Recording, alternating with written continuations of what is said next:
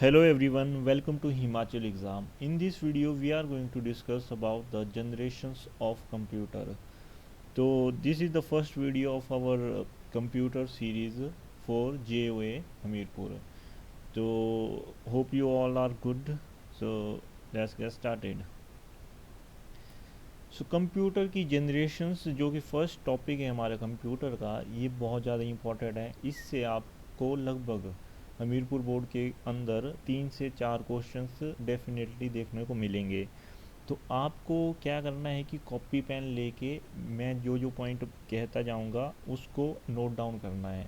और अगर हो सके तो आप एक टेबल बनाइए जिस पे फर्स्ट सेकंड थर्ड और फोर्थ जनरेशन्स को रोज़ में लिखिए और कॉलम्स में हार्डवेयर्स कौन से यूज़ होते थे कौन सी जनरेशन के अंदर, सॉफ्टवेयर कौन से यूज़ होते थे और कौन सी प्रोग्रामिंग लैंग्वेज किस जनरेशन में आई है, उनके लिए कॉलम्स डिज़ाइन कीजिए। और एक कॉलम बनाइए कंप्यूटर्स की फर्स्ट जनरेशन के अंदर कौन से कंप्यूटर्स आए। तो उससे क्या होगा कि आपको अंडरस्टैंड करने में भी आसानी होगी और बाद में अपने नोट्स को देख के आपको समझ में आ जाएगा। तो चलिए शुरू करते हैं। तो जो फर्स्ट सेकंड थर्ड फोर्थ और फिफ्थ 5 जनरेशन्स काउंट होती हैं हमारी कंप्यूटर के अंदर, ये कुछ नहीं है, एक टाइम पीरियड है जिसको हमने कैटेगराइज कर दिया गया किया हुआ है जनरेशन्स के अंदर। जो हमारी फर्स्ट जनरेशन है वो 1946 से लेकर 1959 तक जो टाइम था उसको हम फर्स्ट जनरेशन के अंदर काउंट करते हैं। वैसे ही सेकंड जनरेशन है 1959 से 1965, थर्ड जनरेशन 1965 से 1971, फोर्थ जनरेशन 1971 से लेकर 1980 तक है।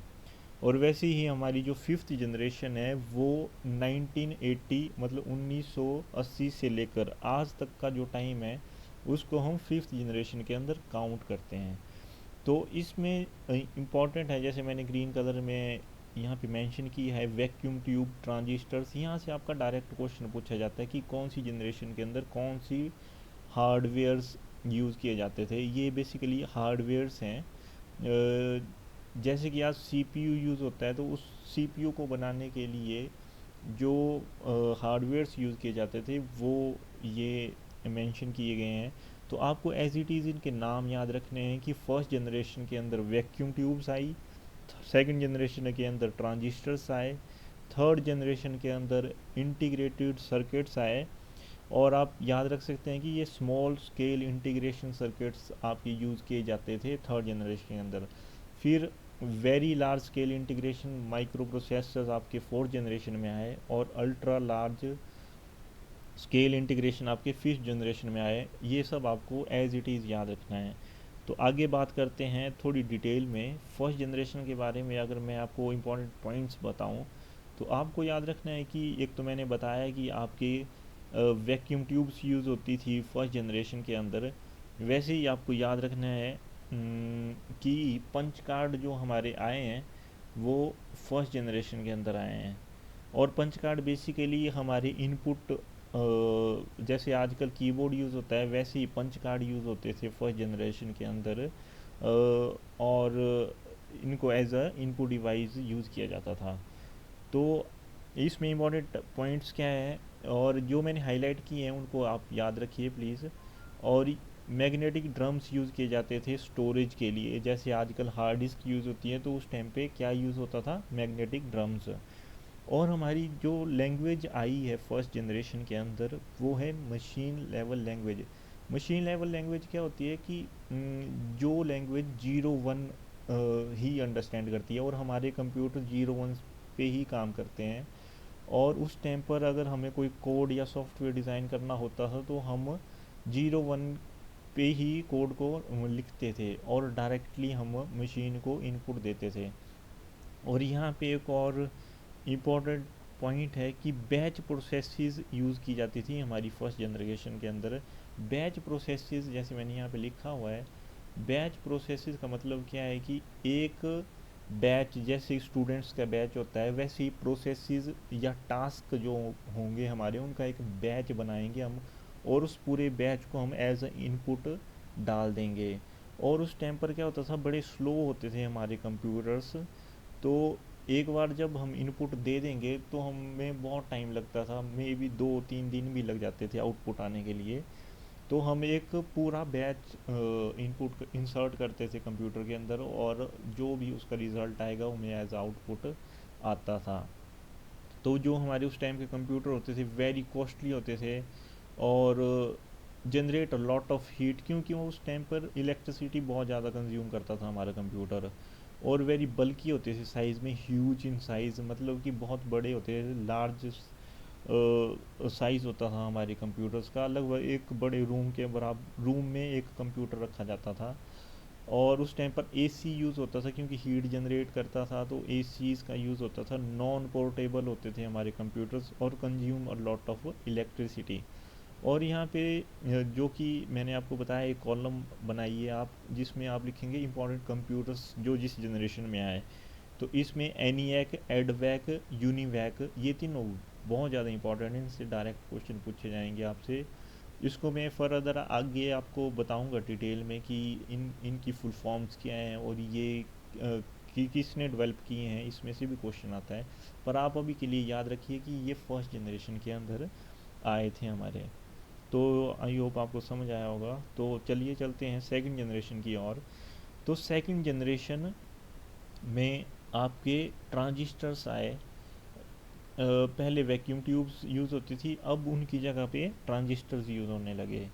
और यहाँ पे स्टोरेज डिवाइस के लिए हमें याद रखना है कि मैग्नेटिक कोर्स यूज़ होती थी as a primary memory. Primary memory क्या यूज़ होती थी? Magnetic cores. और मैग्नेटिक टेप्स और magnetic disk as a secondary storage device use होते थे हमारे सेकंड जनरेशन के अंदर। और अगर मैं बात करूं, जैसे हमारे उसमें बैच प्रोसेसेस यूज़ होती थी, अब हमारे पास मल्टी प्रोग्रामिंग का कॉन्सेप्ट आ गया था। इसमें क्या होता है कि हम मल्टीपल टास्क को प्राइमरी मेमोरी में ला के रख देते हैं, और वो जो टास्क है वो सीपीयू परफॉर्म करता है वन बाय वन। ये है हमारा मल्टी प्रोग्रामिंग का कॉन्सेप्ट, और ये हमारा इंट्रोड्यूस हो गया था सेकंड जनरेशन के अंदर। तो ये कुछ पॉइंट थे हमारे। और अगर मैं बात करूं, तो transistor were use that were cheaper, consumed less power, more compact in size, more reliable and faster than the first generation. मतलब कि हमारे यहाँ सेकंड जनरेशन में थोड़ी बहुत इम्प्रूवमेंट देखने को मिली है, और हमारे जो अब कंप्यूटर्स का साइज़ है वो रिड्यूस हुआ है, और हमारी जो इलेक्ट्रिसिटी कंज्यूम करते थे वो भी थोड़ी कम इलेक्ट्रिसिटी कंज्यूम करने लगे हमारे कंप्यूटर्स। तो ये आपको ध्यान में रखना है। और अगर मैं बोलूँ, इनकी ये कंप्यूटर्स अभी भी काफ़ी कॉस्टली थे, मतलब कोई आम आदमी अब कंप्यूटर परचेज़ नहीं कर पाता था उस टाइम पर।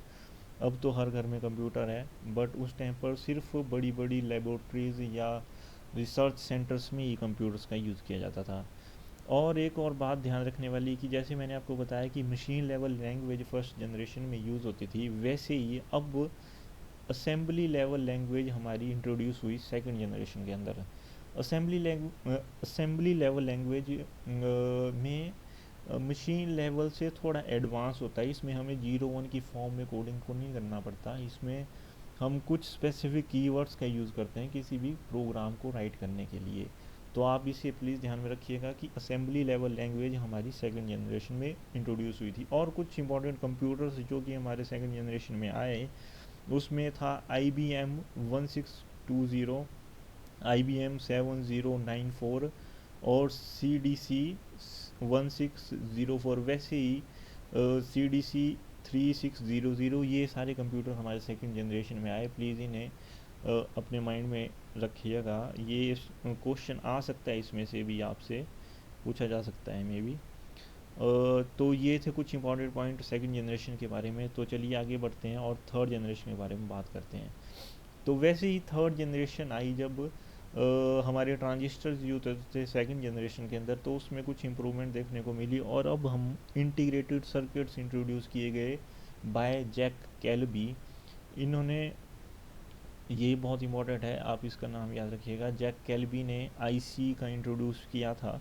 और हम थर्ड जनरेशन के अंदर small scale integration circuits use करते थे फॉर प्रोसेसिंग और सीपीयूज एज सीपीयूज यूज़ कर होता था उस टाइम पर, और एक आईसी के अंदर multiple transistor, registers, capacitors use किए जा सकते हैं। तो आप देखिए कितना ज़्यादा एफिशिएंट हो गए हमारे कंप्यूटर्स हर जनरेशन के अंदर। इससे प्रॉफिट क्या हुआ कि हमारे जो कंप्यूटर की प्रोसेसिंग की स्पीड है वो बहुत ज़्यादा इंक्रीज़ होगी। और यहाँ पे हमारे पास अब टाइम शेयरिंग का कॉन्सेप्ट भी इंट्रोड्यूस हुआ। जैसे मल्टी प्रोग्रामिंग सेकंड जनरेशन में था, अब एक और चीज़ आ गई, टाइम शेयरिंग। टाइम शेयरिंग को हम मल्टीटास्किंग भी बोलते हैं। मल्टीटास्किंग होता क्या है कि जिस जैसे हमारे पास मल्टीपल प्रोसेसेस हैं जो कि एग्जीक्यूट होने वाली हैं, बट सीपीयू की एक डिसएडवांटेज है कि वो एक टाइम पर एक ही प्रोसेस को एग्जीक्यूट कर सकता है। तो मल्टी टास्किंग या टाइम शेयरिंग में हम क्या करते हैं कि एक टाइम क्वांटम दे देंगे हर एक प्रोसेस को। लाइक कोई प्रोसेस है जिसने 10 मिनट में एग्जीक्यूट होना है, तो हम 2-2 मिनट का टाइम क्वांटम अगर हर एक प्रोसेस को देंगे तो हर प्रोसेस लगभग 2 मिनट के लिए एग्जीक्यूट होगी, फिर कॉन्टेक्स्ट स्विच हो जाएगी वो दूसरी प्रोसेस के ऊपर, फिर दूसरी प्रोसेस भी 2 मिनट के लिए एग्जीक्यूट होगी, और वैसे ही हमारी सारी प्रोसेस 2-2 मिनट के लिए एग्जीक्यूट होती होंगी। तो सीपीयू क्या होता है कि हमारा बहुत ज़्यादा फास्ट होता है, तो हमें ये रियलाइज़ नहीं होता है कि ये हर एक प्रोसेस एक एक करके एग्जीक्यूट हो रही है। फिर हमें ऐसा रियलाइज़ होता है कि सारी प्रोसेसेस एक साथ पैरेलली चल रही हैं बैकग्राउंड के अंदर। तो इसके लिए हमें मल्टीटास्किंग का यूज़ हुआ, जो कि थर्ड जनरेशन के अंदर इंट्रोड्यूस हुआ, इसे प्लीज़ याद रखिएगा। और वैसे ही हाई लेवल लैंग्वेज हमारी इंट्रोड्यूस हुई थर्ड जनरेशन के अंदर। मैंने आपको बताया फर्स्ट के अंदर हुई थी मशीन लेवल, सेकंड के अंदर हुई थी असेंबली लेवल, और थर्ड के अंदर क्या आई, हाई लेवल लैंग्वेज।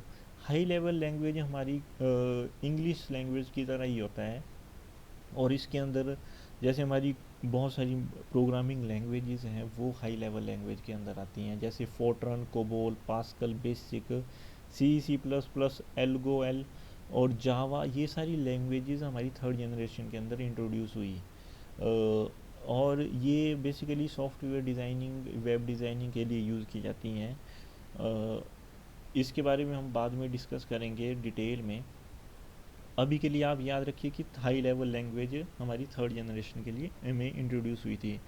और मेन फीचर्स जो हमारे थर्ड जनरेशन के अंदर है वो है आईसीज इंट्रोड्यूस हुए यहाँ पे first time, more reliable in comparison to previous 2 generation. और हमारे कंप्यूटर क्या हो गए, अब रिलायबल हो गए, जिन पे हम रिलायबल हो सकते हैं कि हमें डैम श्योर वो आउटपुट देगा या सही आउटपुट देगा। और फिर स्मॉलर इन साइज़, जैसे जैसे हमारी जनरेशन आगे बढ़ती रही है वैसे वैसे हमारे कंप्यूटर का साइज़ जो है वो रिड्यूस होता गया। वैसे ही जनरेट लेस हीट, अब हीट कम जनरेट करने लगा, मोर फास्ट हो गए हमारे कंप्यूटर, लेज़र मेंटेनेंस, अब उनको इतनी मेंटेनेंस की ज़रूरत नहीं पड़ती थी, और कॉस्टली थे, बट उस टाइम पर भी एक आम आदमी के लिए अभी भी नहीं आया था computer. Consume less electricity as compare to second generation कम करने लगा, और सपोर्ट हाई लेवल लैंग्वेज जैसे मैंने आपको बताया। वैसे ये कुछ इंपॉर्टेंट कंप्यूटर्स जो कि हैं IBM 360 सीरीज़, ये सारे PDP, पर्सनल डाटा प्रोसेसर, ये सारे कंप्यूटर आपके थर्ड जनरेशन के अंदर आए। प्लीज़ इन्हें ध्यान में रखिएगा, नोट डाउन कर दीजिएगा। और आई होप आपको थर्ड जनरेशन समझ आया होगा। तो चलिए चलते हैं फोर्थ जनरेशन की ओर। फोर्थ जनरेशन की अगर मैं बात करूं तो यहाँ पे very large scale integrated circuits का यूज़ होने लगा, VLSI का यूज़ होने लगा। VLSI की एक ख़ास बात ये है कि इसमें लगभग 5000 ट्रांजिस्टर्स एक छोटी सी चिप के अंदर लगे होते हैं। और आप सोचिए कि अब हमारे कंप्यूटर्स का स्पीड कितनी ज़्यादा इंक्रीज़ होगी। जहाँ हम सेकंड जनरेशन के अंदर एक सिंगल ट्रांजिस्टर यूज़ करते थे, वहाँ अब हम सिंगल चिप के अंदर ही लगभग 5000 ट्रांजिस्टर यूज़ करने लगे। तो हमारे कंप्यूटर का जो फास्ट इंक्रीज़ होगी उनकी स्पीड। और उस टाइम पर हमारे माइक्रो प्रोसेसर्स इंट्रोड्यूस हुए। माइक्रो प्रोसेसर आपके यूज़ होते हैं सीपीयू के अंदर ही, सीपीयू डिज़ाइन करने के लिए यूज़ होता है। वैसे ही सेमीकंडक्टर्स इंट्रोड्यूस हुए। ये आप डायरेक्ट क्वेश्चन आएगा आपको इसमें से कि माइक्रो प्रोसेसर कौन सी जनरेशन में आया है, सेमीकंडक्टर, VLSI, तो ये आपको एज इट याद रखने हैं। और अगर मैं बात करूँ यहाँ पे एक और इम्पॉर्टेंट पॉइंट है कि एसक्यूएल कौन सी एसक्यूएल बेसिकली आपका यूज़ किया जाता है डेटाबेस डिज़ाइनिंग के लिए। तो आपका एसक्यूएल 4th जनरेशन के अंदर आया था डेटाबेस का कॉन्सेप्ट, और उस टाइम पे हमारी कुछ और हाई लेवल लैंग्वेजेस इंट्रोड्यूस हुई थी जैसे रूबी, पाइथन। पाइथन बहुत अच्छी लैंग्वेज है हमारी वेब डिज़ाइनिंग के लिए और वेब डेवलपमेंट के लिए, सॉफ्टवेयर डिज़ाइनिंग के लिए भी। और वैसे ही पर्ल आई हमारी 4th जनरेशन के अंदर है। और टाइम शेयरिंग वगैरह का कॉन्सेप्ट तो हमारे पास ऑलरेडी था। अब हमारे पास रियल टाइम नेटवर्किंग, मतलब नेटवर्किंग इंट्रोड्यूस हो गई थी हमारी 4th जनरेशन के अंदर। एंड डिस्ट्रीब्यूटेड ऑपरेटिंग सिस्टम, मतलब कि मल्टीपल कंप्यूटर्स के अंदर हम सिंगल ऑपरेटिंग सिस्टम यूज़ कर रहे होंगे। ये सब हमारा 4th जनरेशन के अंदर आया। तो वैसे ही अब मेन फीचर्स की बात करूँ मैं 4th जनरेशन के, तो इसमें VLSI टेक्नोलॉजी यूज़ होती थी, वेरी चीप। और ये अब क्या हो गया, सस्ता हो गया हमारे पास। अब क्या होगा, सस्ता होगा तो एक्सेसिबल टू आम आदमी के लिए हमारे पास क्या होगा, एक्सेसिबल होगा। तो वैसे ही पोर्टेबल एंड रिलायबल हो गया। यूज़ ऑफ पीसीज, पीसी आ गए हमारी ये इस टाइम पर, मतलब सब लोगों के लिए कंप्यूटर क्या हो गया, एक्सेस करना इजी हो गया। Very small in size, pipelining processing का यूज़ होता था इसके अंदर। और अब एसी की रिक्वायरमेंट नहीं होती थी क्योंकि ये अब इतनी हीट प्रोड्यूस नहीं करते थे। कॉन्सेप्ट ऑफ इंटरनेट, क्योंकि हमारे यहाँ पे रियल टाइम नेटवर्क्स का यूज़ हुआ, तो हमारा जो इंटरनेट है वो भी इंट्रोड्यूस हुआ। जैसे कि इंटरनेट क्या, multiple computers are connected to each other, इसको हम इंटरनेट कहते हैं। और ये हमारा इंट्रोड्यूस हुआ था 4th जनरेशन के अंदर। Great development in the field of networks, LAN वैन मैन का काफ़ी डेवलपमेंट हुआ उस टाइम पर। वैसे ही computer become easily available to everyone. तो ये सारी चीज़ें हमारी 4th जनरेशन में आई। और कुछ इंपॉर्टेंट कंप्यूटर जिसमें सबसे ज़्यादा इंपॉर्टेंट है क्राई 1। ये हमारा जो है फर्स्ट सुपर कंप्यूटर इंट्रोड्यूस हुआ था 4th जनरेशन के अंदर, तो इसको प्लीज़ ध्यान रखिएगा। Cry 1 super computer, first computer introduce इन 4th जनरेशन। चलिए 5th जनरेशन के बारे में अब बात कर लेते हैं। 5th जनरेशन के अंदर अब क्या हुआ, ultra large scale integration circuits use होने लगे। अल्ट्रा लार्ज स्केल मतलब कि पहले वेरी लार्ज होते थे, अब ultra large scale integrated circuit use होने लगे, resulting in the production of the micro processor chip having 10 million electronic component. Single एक माइक्रो प्रोसेसर की चिप में 10 मिलियन इलेक्ट्रॉनिक कंपोनेंट्स यूज़ होने लगे। तो सोचिए आप कितनी ज़्यादा स्पीड इंक्रीज़ होगी। और 5th जनरेशन हमारी बेसिकली अब आर्टिफिशियल इंटेलिजेंस पे काम करने लगी। आर्टिफिशियल इंटेलिजेंस का क्या मतलब है कि हमारी जो मशीन है ह्यूमन की तरह बिहेव करने लगे, ह्यूमन की तरह थिंक करने लगे। और ये हमारा अब मोटिव हो गया मशीन्स को इस तरह काम करवाने का। तो AI is an emerging branch in the computer science which interprets the means and method of making computers think like human beings. तो ये मैंने आपको बताया कि मशीन्स अब ऐसी मशीन डिज़ाइन होने लगी, रोबोट्स बनने लगे जो कि ह्यूमन की तरह काम करें। और बेसिकली एक और प्रोग्रामिंग लैंग्वेज है हमारी प्रोलॉग। ये इंपॉर्टेंट है। प्रोलॉग बेसिकली यूज़ की जाती है हमारी आर्टिफिशियल इंटेलिजेंस के लिए। तो ये भी हमारी 5th जनरेशन के अंदर आई थी। तो इम्पॉर्टेंट फीचर्स की बात अगर मैं करूँ तो ULSI टेक्नोलॉजी आई, development of true artificial intelligence, artificial intelligence introduce हुआ। Development of natural language processing. Natural language processing का मतलब ये है कि जैसे कि हमारी हिंदी लैंग्वेज है, इंग्लिश लैंग्वेज है, जैसे ह्यूमन अंडरस्टैंड करता है इन सब लैंग्वेजेस को, वैसे ही हमारी मशीन्स अंडरस्टैंड करें। और ऐसी मशीन्स आ चुकी हैं जैसे कि आप गूगल असिस्टेंट यूज़ करते हैं, आप माइक ऑन करके कुछ भी बोलें तो वो अंडरस्टैंड करता है कि आप क्या बोलते हैं। वही नेचुरल लैंग्वेज प्रोसेसिंग है आपका। Advancement in the parallel processing. Parallel processing, पहले सीरियल प्रोसेसिंग होती थी, मतलब एक प्रोसेस एग्जीक्यूट होगी फिर नेक्स्ट होगी फिर नेक्स्ट होगी, तो इस सीरियल।